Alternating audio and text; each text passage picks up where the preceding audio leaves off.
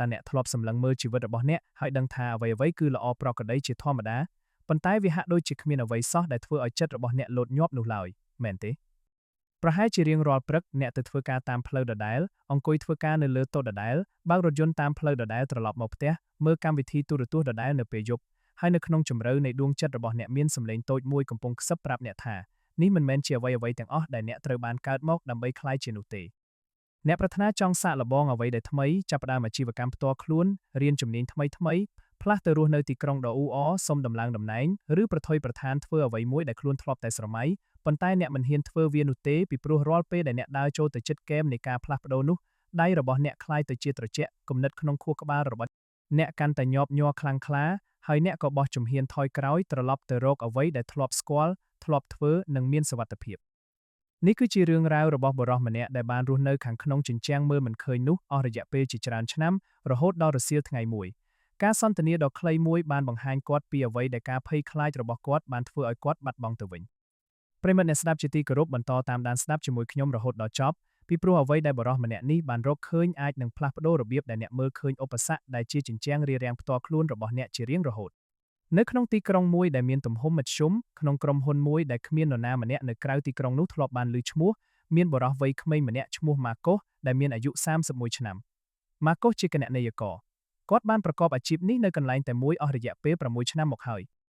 តោះរបស់គាត់ស្ថិតនៅជិតបង្អួចជាន់ទី3ហើយរៀងរាល់ព្រឹកគាត់តែងតែដាក់កាហ្វេមួយពែងនៅជ្រុងដដែលនៃតុបើកឯកសារដដែលរួចចាប់ផ្ដើមថ្ងៃធ្វើការរបស់គាត់ដោយស្វ័យប្រវត្តិដូចរាល់ថ្ងៃគួរឲ្យកត់សម្គាល់ថាគាត់មិនមែនជាមនុស្សដែលមិនសប្បាយចិត្តទេហើយនេះពិតជាបញ្ហាដ៏ធំមួយគាត់មិនមែនសោកសៅរហូតដល់ចង់ចាកចេញពីការងារនោះទេក៏មិនមែនអស់សង្ឃឹមរហូតដល់ចង់ផ្លាស់ប្ដូរអ្វីមួយដែរគាត់គ្រាន់តែសុខស្រួលដូចជាបុរសម្នាក់ដែលកំពុងអង្គុយលើកៅអីដែលមិនសមនឹងខ្លួនប៉ុន្មានទេមិនឈឺចាប់រហូតដល់ត្រូវក្រោកឈរនោះទេប៉ុន្តែក៏មិនដែលមានអារម្មណ៍ត្រឹមត្រូវពិតប្រាកដដែរម៉ាកូសមានក្តីសុបិនមិនមែនជាក្តីសុបិនធំធេងអ្វីទេតែជាក្តីសុបិនដ៏ពិតប្រាកដមួយតាំងពីក្មេងមកគាត់តែងតែចង់បើកអាជីវកម្មប្រឹក្សាយោបល់ផ្នែកហិរញ្ញវត្ថុតូចមួយផ្ទាល់ខ្លួនគាត់មានជំនាញគ្រប់គ្រាន់មិត្តរួមការងារតែងតែមករកគាត់ដើម្បីសុំដំបូន្មានផ្នែកហិរញ្ញវត្ថុថៅកែរបស់គាត់ធ្លាប់បាននិយាយថាគាត់មានទេពកោសល្យដូចអ្នកជំនួញដែលគួរតែបើកអាជីវកម្មផ្ទាល់ខ្លួនប៉ុន្តែរាល់ពេលដែលម៉ាកូសចូលទៅចិត្តគំនិតនោះចិត្តដល់ការសម្រេចចិត្តមួយពិតប្រាកដអ្វីមួយបានកើតឡើងនៅក្នុងខ្លួនគាត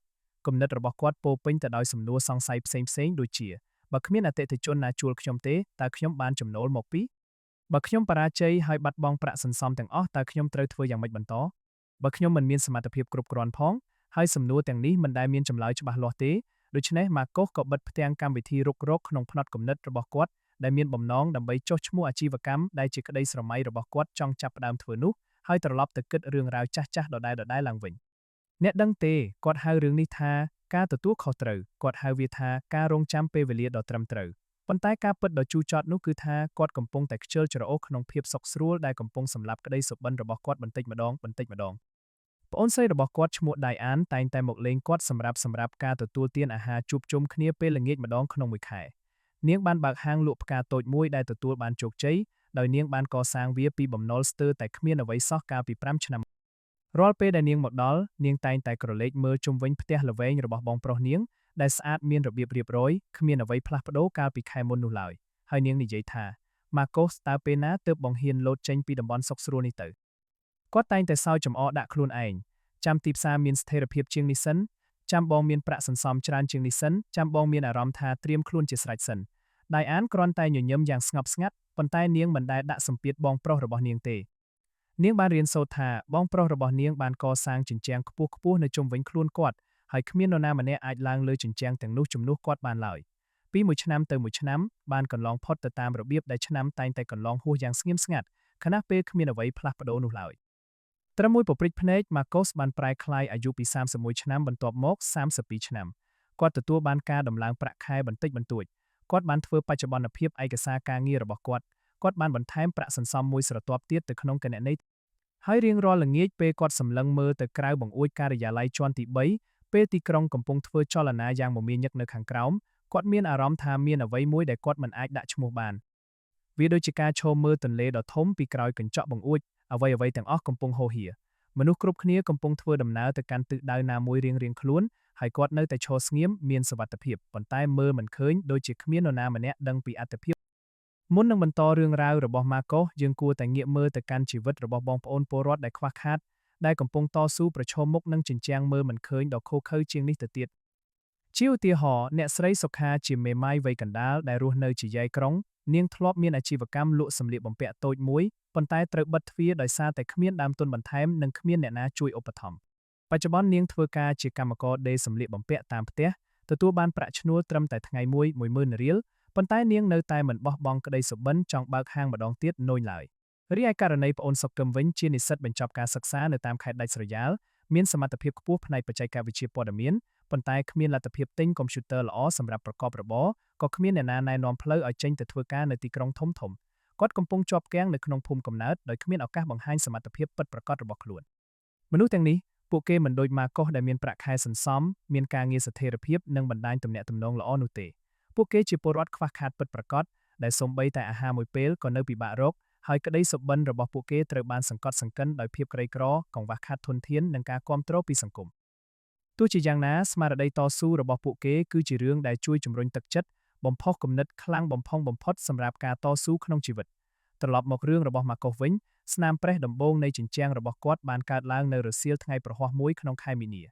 ម៉ាកុសកំពុងពិនិត្យមើលតួលេខហិរញ្ញវត្ថុប្រចាំត្រីមាសពេលអ្នកគ្រប់គ្រងរបស់គាត់បានហៅក្រុមការងារទាំងមូលចូលទៅក្នុងបន្ទប់ប្រជុំដំណឹងនោះគឺសាមញ្ញប៉ុន្តែធ្ងន់ធ្ងរក្រុមហ៊ុនកំពុងរៀបចំរចនាសម្ព័ន្ធឡើងវិញតំណែងការងារចំនួន3នឹងត្រូវបានលុបចោលតំណែងមួយក្នុងចំណោមនោះគឺតំណែងរបស់ម៉ាកុសគាត់នឹងទទួលបានប្រាក់បំណាច់សម្រាប់រយៈពេល2ខែថ្ងៃធ្វើការចុងក្រោយរបស់គាត់នឹងត្រូវបញ្ចប់ក្នុងរយៈពេលត្រឹមតែ3សប្តាហ៍ទៀតប៉ុណ្ណោះម៉ាកុសបានដើរត្រឡប់ទៅកាន់តុរបស់គាត់វិញដោយស្ងៀមស្ងាត់ដូចជាកំពុងដើរកាត់ទឹកជំនន់ដ៏ខ្លាំងដែលគួរឲ្យតក់ស្លុតជាខ្លាំងគាត់អង្គុយចុះគាត់សម្លឹងមើលពែងកាហ្វេរបស់គាត់សម្លឹងមើលឯកសារការងារដែលគាត់ធ្លាប់តែស្គាល់ធ្លាប់កាន់វាអស់រយៈពេលជាច្រើនឆ្នាំកន្លងមកហើយអ្វីដែលចម្លែកមិនធ្លាប់មានបានកើតឡើងនៅក្នុងគំនិតរបស់គាត់មានអារម្មណ៍ថានេះមិនមែនជាការវិនិច្ឆ័យដួលរលំទេហើយក៏មិនមែនកំហឹងអ្វីដែរគាត់មានអារម្មណ៍ថាត្រូវបានដោះស្បែកបាំងមុខនេះចេញពីព្រោះជីវិតដែលគាត់បានការពារយ៉ាងប្រុងប្រយ័ត្នជីវិតដែលមានសុវត្ថិភាពជីវិតដែលពោរពេញទៅដោយការទទួលខុសត្រូវជីវិតដែលនៅខាងក្នុងជញ្ជាំងមើលមិនឃើញបានរលាយបាត់ទៅក្នុងរយៈពេលត្រឹមតែ4នាទីក្នុងបន្ទប់ប្រជុំដ៏តូចមួយប៉ុណ្ណោះហើយគំនិតដ៏គួរឲ្យភ័យខ្លាចបំផុតដែលពេញបំពេញគំនិតរបស់គាត់គឺមិនមែនតើខ្ញុំនឹងរកលុយដោយរបៀបណាទៀតទេគំនិតនោះគឺថាខ្ញុំបានចំណាយពេលរហូតដល់ទៅ6ឆ្នាំដោយខ្លាចការបរាជ័យតែនៅទីបញ្ចប់ការបរាជ័យនៅតែរកខ្ញុំឃើញរហូតហើយឥឡូវនេះខ្ញុំគ្មានអ្វីសោះដែលខ្ញុំអាចមានមោទនភាពដើម្បីបង្ហាញពីឆ្នាំដែលខ្ញុំភ័យខ្លាចនោះឡើយ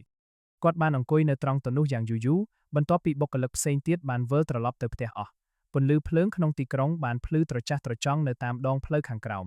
ទូរស័ព្ទដៃរបស់គាត់បង្ហាញការហៅខកខានពីដៃអានជាច្រើនលើកគាត់មិនបានហៅត្រឡប់ទៅវិញទេគាត់គ្រាន់តែអង្គុយនៅកន្លែងនោះដោយយល់ដឹងយ៉ាងជ្រាលជ្រៅនៅអ្វីមួយដែលគាត់មិនធ្លាប់យល់ពីមុនមកការមានសុវត្ថិភាពមិនបានរក្សាគាត់ឲ្យរួចផុតពីគ្រោះថ្នាក់ឡើយវាគ្រាន់តែរក្សាគាត់ឲ្យនៅស្ងៀមដូចដើមឈើដែលឈរនៅនឹងកន្លែងខណៈពេលដែលដើមឈើដទៃទៀតកំពុងរីកលូតលាស់នៅព្រឹកបន្ទាប់ម៉ាកុសបានដើរទៅកាន់សួនច្បារសាធារណៈតូចមួយនៅក្បែរផ្ទះល្វែងរបស់គាត់ជាកន្លែងដែលគាត់កម្រនឹងទៅណាស់ពីព្រោះវាមិនមែនជាផ្នែកនៃទម្លាប់ប្រចាំថ្ងៃរបស់គាត់នោះទេគាត់អង្គុយលើកៅអីឈើក្បែរអាងទឹកតូចមួយហើយសម្លឹងមើលទឹកដែលរំពេចនោះបុរសចំណាស់ម្នាក់បានដើរមកអង្គុយនៅចុងម្ខាងទៀតនៃកៅអីដែលគាត់កំពុងអង្គុយគាត់មានអាយុប្រហែលជា60ឆ្នាំដៃរបស់គាត់មើលទៅរដិបរដប់ដូចជាកម្មករភ្នែករបស់គាត់ពោពេញទៅដោយភាពស្ងប់ស្ងាត់ហើយនៅលើភ្លៅរបស់គាត់មានសៀវភៅកត់ត្រាមួយក្បាលមានសភាពទ្រុឌទ្រោមដោយសារការប្រើប្រាស់យូរឆ្នាំគាត់សម្លឹងមើលម៉ាកុសតាមរបៀបដែលមនុស្សចាស់ច្រើនតែធ្វើពេលពួកគេស្គាល់អ្វីមួយនៅលើផ្ទៃមុខរបស់មនុស្សចម្លែកបុរសចំណាស់នោះបាននិយាយទៅកាន់ម៉ាកុសថាអ្នកហាក់ដូចជាបុរសដែលទើបតែបាត់បង់សំណាញ់សុវត្ថិភាពរបស់ខ្លួនបុរសចំណាស់នោះនិយាយដោយសម្លេងស្ងប់ម៉ាកុសព្រិចភ្នែកដោយភ្ញាក់ផ្អើលហើយសួរថាហេតុអ្វីបានជាលោកដឹងច្បាស់ម្ល៉េះបុរសចំណាស់ឆ្លើយចំពោះតែអ្នកដែលធ្លាប់តែបាត់បង់សំណាញ់សុវត្ថិភាពរបស់ខ្លួនដល់ទៅ3ដងប៉ុណ្ណោះទើបអាចមើលវាដឹងបុរសចំណាស់នោះលើកដៃមកណែនាំខ្លួនខ្ញុំឈ្មោះ Victor ដោយដែលម៉ាកុសបានដឹងនៅពេលក្រោយធ្លាប់បានបើកអាជីវកម្មចំនួន3ក្នុងជីវិតរបស់គាត់អាជីវកម្មចំនួន2បានបរាជ័យមួយទៀតបានរីកចម្រើនឡើងរហូតដល់គាត់អាចលក់វាឈុតចេញបានក្រាក់ជាច្រើនដែលអាចឲ្យគាត់រស់នៅបានសុខស្រួលនៅពេលគាត់មានអាយុ50ឆ្នាំប៉ុន្តែគាត់នៅតែចំណាយពេលព្រឹករបស់គាត់នៅក្នុងសួនច្បារនេះពីព្រោះគាត់បាននិយាយថាវាគឺជាកន្លែងតែមួយគត់ដែលគាត់នៅតែអាចគិតគូរដោយកាលពីគាត់នៅក្មេងគាត់បានស្ដាប់រឿងរ៉ាវរបស់ម៉ាកុសដោយអត់ធ្មត់ដោយមិនរំខានដល់ការនិយាយសូម្បីបន្តិចក្រោយពេលម៉ាកុសនិយាយចប់ Victor មិនបានផ្ដល់ការអាណិតអាសូរដូចអ្នកដទៃឡើយផ្ទុយទៅវិញគាត់បើកសៀវភៅកត់ត្រារបស់គាត់គូសរូបរាងដ៏សាមញ្ញមួយហើយលើកវាឡើងបង្ហាញនោះគឺជារង្វង់មូលមួយ នៅខាងក្នុងរង្វង់នោះ Victor បានសរសេរពាក្យថាស្គាល់នៅខាងក្រៅរង្វង់គាត់សរសេរថាអ្វីៗផ្សេងទៀតនេះគឺជារបៀបដែលមនុស្សភាគច្រើននៅលើពិភពលោកនេះរស់នៅ Victor បញ្យល់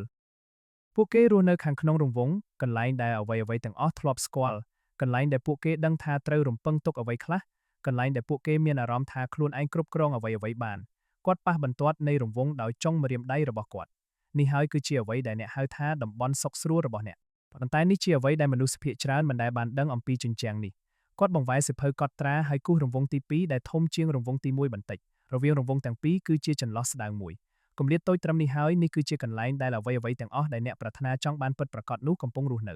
គំនិតអាជីវកម្មរបស់អ្នកទំនុកចិត្តលើខ្លួនឯងរបស់អ្នកសក្តានុពលពិតប្រាកដរបស់អ្នកវាមិនមែនជាអ្វីដែលនៅឆ្ងាយដាច់ស្រយាលពីដៃអ្នកនោះទេវាគ្រាន់តែឈរមួយជំហានប៉ុណ្ណោះនៅខាងក្រៅជញ្ជាំងដែលអ្នកបានកសាងឡើងដោយខ្លួនឯងម៉ាកុសសម្លឹងមើលគំនូរនោះដោយភ្នែកមិនព្រិចសោះប៉ុន្តែនេះជាផ្នែកដ៏សាហាវបំផុត Victor បន្តទៀតជញ្ជាំងនេះមិនមែនធ្វើអំពីថ្មបាយក្រៀមទេវាក៏មិនមែនជាវត្ថុពិតប្រាកដអ្វីដែលអ្នកអាចប៉ះពាល់បានដែរគាត់ចង្អុលទៅបន្ទាត់នោះវាធ្វើអំពីកញ្ចក់អ្នកអាចមើលឃើញតាមរយៈវាអ្នកអាចមើលឃើញជីវិតដ៏ត្រចះត្រចង់របស់អ្នកនៅត្រឹមម្ខាងទៀតប៉ុន្តែរាល់ពេលដែលអ្នកដើរឆ្ពោះទៅកាន់វាគំនិតរបស់អ្នកប្រាប់រាងកាយរបស់អ្នកឲ្យឈប់ហើយរាងកាយរបស់អ្នកក៏ស្ដាប់បង្គាប់ភ្លាមៗហេតុអ្វីបានជាដូច្នេះម៉ាកុសសួរដោយសំឡេងញាប់ញ័រពីព្រោះខួរក្បាលរបស់មនុស្សយើងត្រូវបានបង្កើតឡើងសម្រាប់ការរស់រានមានជីវិតមិនមែនសម្រាប់ការរីកចម្រើននោះទេកាលពីសម័យបុរាណពេលដែលមនុស្សសម័យដើមចាកចេញពីរូងភ្នំពួកគេអាចនឹងត្រូវសត្វសាហាវស៊ីជាអាហារដូច្នេះខួរក្បាលបានរៀននៅមេរៀនមួយថាអ្វីដែលមិនធ្លាប់ស្គាល់ស្មើនឹងគ្រោះថ្នាក់ដូច្នេះវាការពារអ្នកពីអ្វីដែលមិនធ្លាប់ស្គាល់តាមរបៀបតែមួយគត់ដែលវាដឹងដោយធ្វើឲ្យអ្នកលង់លក់ទៅក្នុងការភ័យខ្លាចការសង្ស័យលើខ្លួនឯងនិងលេសដែលស្ដាប់ទៅសមហេតុផលគាត់បិទសៀវភៅកត់ត្រាដោយសំឡេងទន់ភ្លន់ខួរក្បាលរបស់អ្នកមិនអាចបែងចែកភាពខុសគ្នារវាងសត្វតោនៅមាត់រូងភ្នំនិងទម្រង់ចុះឈ្មោះអាជីវកម្មនៅលើទៅនោះទេចំពោះប្រព័ន្ធប្រសាទរបស់អ្នកវាមានអារម្មណ៍ដូចគ្នាទាំងស្រុង Marcos ស្ទើរតែសើចចេញមកដូច្នេះខ្ញុំបានប្រព្រឹត្តចំពោះទម្រង់ចុះឈ្មោះមួយដូចជាវាជាសត្វតោអស់រយៈពេល6ឆ្នាំមកហើយអស់រយៈពេល6ឆ្នាំពិតប្រាកដ Victor និយាយដោយគ្មានការវិនិច្ឆ័យណាមួយនៅក្នុងសម្លេងរបស់គាត់ Victor ក្រោកឈរឡើងយឺតៗខ្ញុំនឹងប្រាប់អ្នកពីវិធីតែមួយគត់ដើម្បីឆ្លងកាត់ជញ្ជាំងកញ្ចក់នោះហើយវានឹងស្ដាប់ទៅសាមញ្ញពេករហូតដល់អ្នកស្ទើរតែមិនជឿប៉ុន្តែខ្ញុំចង់ឲ្យអ្នកសាកល្បងវាឲ្យបានរយៈពេល30ថ្ងៃមុនពេលអ្នកសម្រេចចិត្តថាវាមិនដំណើរការអ្នកមិនអាចពង្រីកតំបន់សុខស្រួលរបស់អ្នកដោយគ្រាន់តែគិតអំពីវាប៉ុណ្ណោះទេអ្នកមិនអាចរៀបចំផែនការលម្អិតសម្រាប់ការឆ្លងកាត់វាបានឡើយ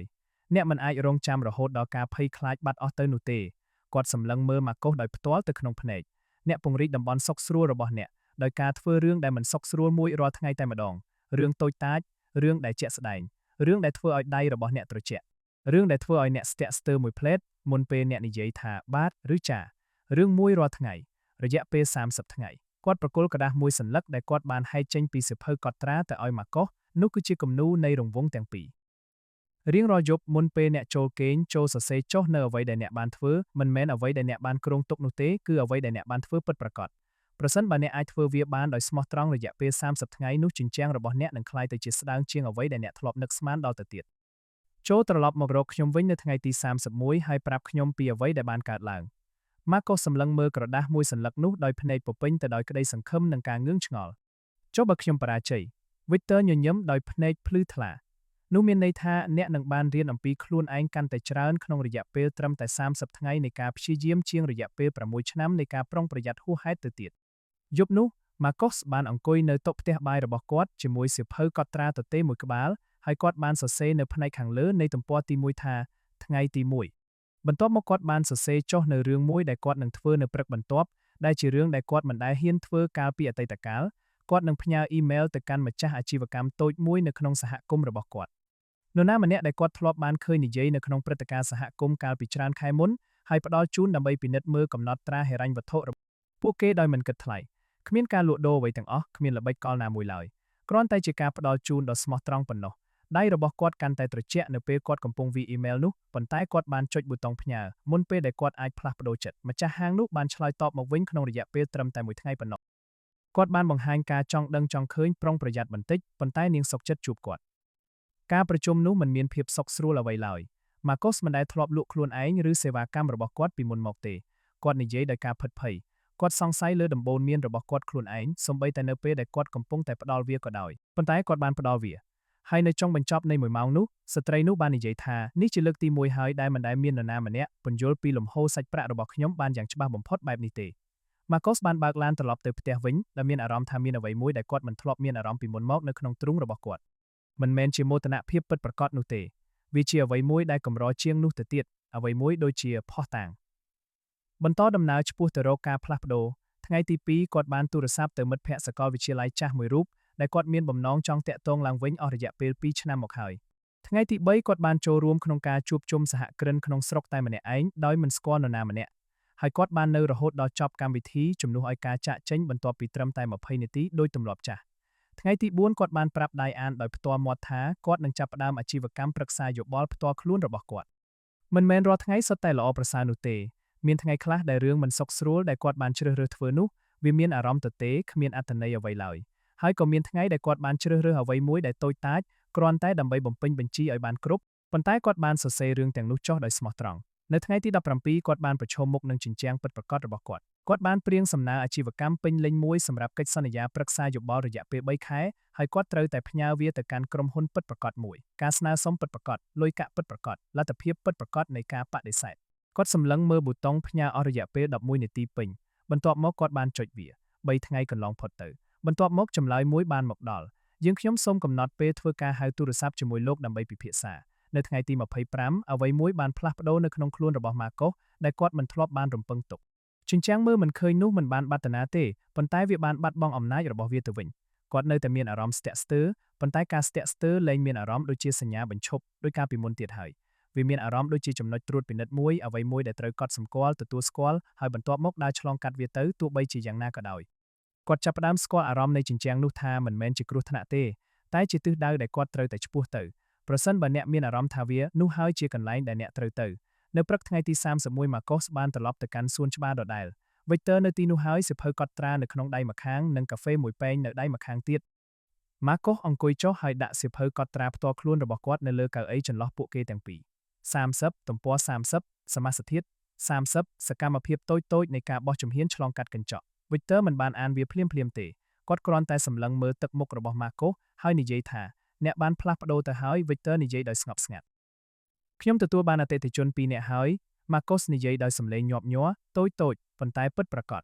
អតិថិជនដែលបង់ប្រាក់ឲ្យខ្ញុំ Victor ងាក់ក្បាលយឺតៗហើយឥឡូវនេះតើអ្នកមានអារម្មណ៍យ៉ាងណាចំពោះអាជីវកម្មរបស់អ្នក Marcos បានគិតយ៉ាងជ្រាលជ្រៅខ្ញុំនៅតែភ័យខ្លាចប៉ុន្តែវាជាការភ័យខ្លាចបែបផ្សេង